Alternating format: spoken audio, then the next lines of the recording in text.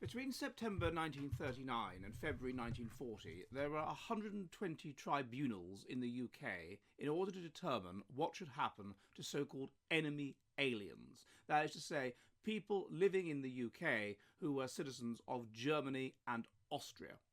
The reason for this was that we were at war with Germany and Austria, and having Germans and Austrians walking the streets of the UK was clearly a potential security risk.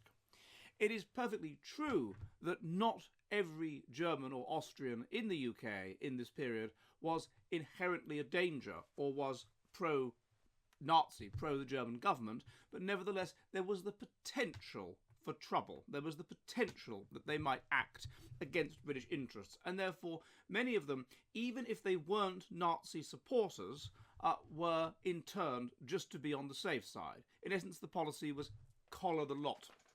We are in a situation now in the UK, and indeed more broadly in Western Europe, where we are in an effective war with fundamentalist Islamic terrorist groups. In a sense, we are at war with some sort of vague Islamic entity.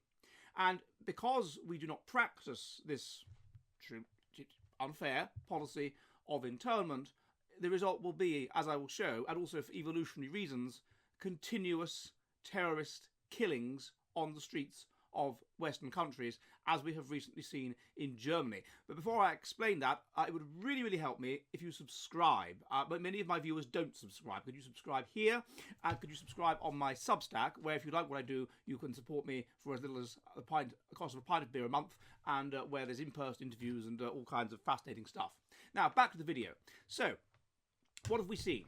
Well, on Friday in Solingen, in Western Germany, a man who they have named as Issa al-H, they don't reveal his surname for privacy reasons, 26-year-old, gave himself up after going to a festival to celebrate the 650th anniversary of the city, though of course in reality this was presented as a kind of multicultural festival, and he stabbed a number of people. He managed to kill 3 people, most of them middle-aged white Germans, by stabbing them in the neck, and he injured 8 others by stabbing them in the neck.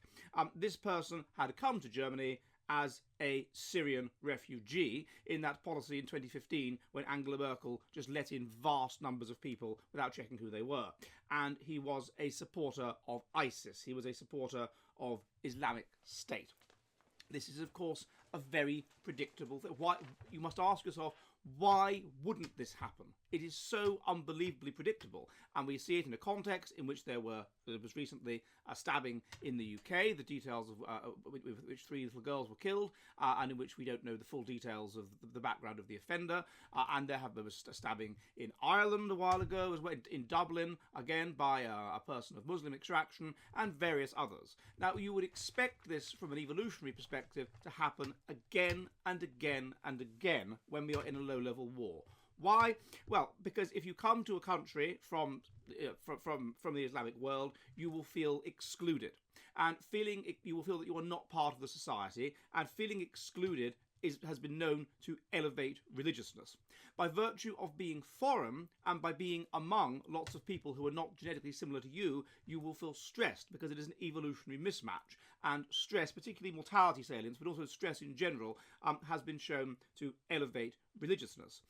People that are from these kinds of societies seem, compared to Europeans, to be elevated in schizophrenic traits. That is to say, people who are schizophrenic will tend to have disordered thinking. They will tend to over-detect agency, hidden hands behind events. They will over-detect external signals of internal states, and therefore, if someone's slightly annoyed with them, they will think they're furious with them. And this, of course, makes them paranoid. Schizophrenia itself is associated with being highly religious and having religious delusions, and it's partly genetic, but also it's of course partly environmental, and it is elevated in times of stress. It is elevated when you feel excluded. So you have all of these things coming together, plus the fact that, of course, if you're elevated in religiosity and you are of a Muslim background, it is likely that you will be, therefore, potentially open to fundamentalist Islam and to the idea that Western people are dreadful and are invading Islamic lands, and you need to take part in order to be a good Muslim, or indeed in order to be a martyr for Islam. You need to take part in a jihad against these very bad people. And it's made even worse by the fact that the Europeans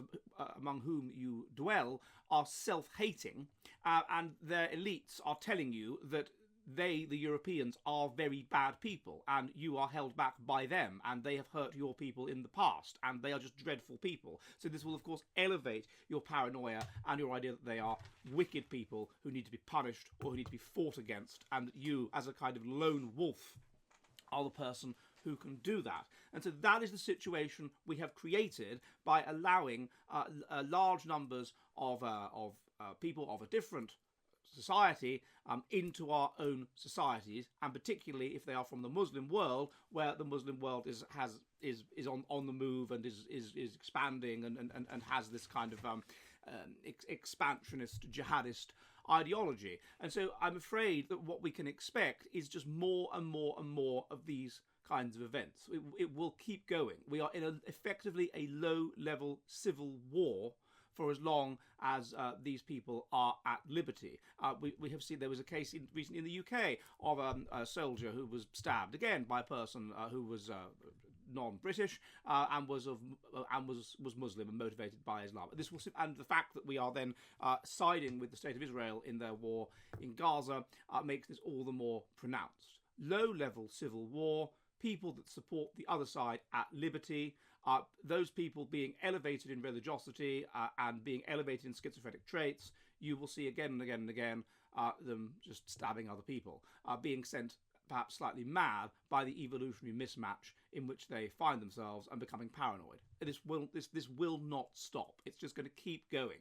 Of course, the policy, when we were more sensible in 1939 and more harsh in 1939 and 1940, was to intern those who could possibly, potentially support the enemy within our own country in a proper, clear war. This is not a proper, clear war. This is a low-level civil war, and I'm afraid that from an evolutionary perspective, we would therefore predict that this will just go on and on and on until people are not prepared to tolerate it anymore.